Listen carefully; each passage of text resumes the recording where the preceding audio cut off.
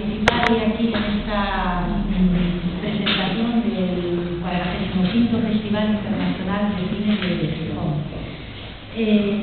Creo que es un acontecimiento cultural muy positivo, excepcionalmente importante para Gijón y para Asturias.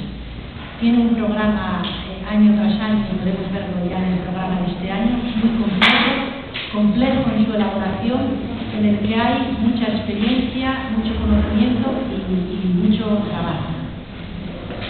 Me gustaría destacar también la importancia del cine, porque estamos hablando de cine, no solo como ocio y como creación cultural y artística, sino también como industria.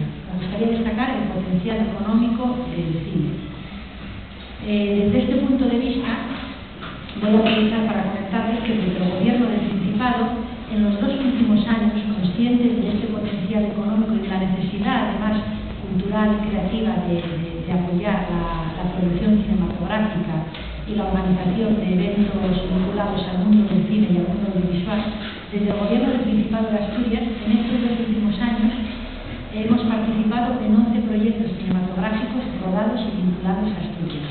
Las ayudas al cine de distintos departamentos, desde las ayudas al cine del Gobierno asturiano, solo desde el año 2006 hasta ahora superan los 2 millones de euros.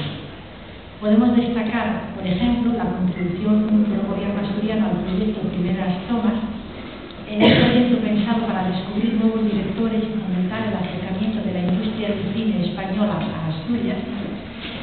Es un proyecto de Primeras Tomas que recibió el reconocimiento internacional y la ayuda al desarrollo por parte del Programa Medio de la Unión Europea, y dentro de Primeras Tomas se han rodado títulos como Vete de mí, de Víctor García León, o La Melodía de Lucía Torre.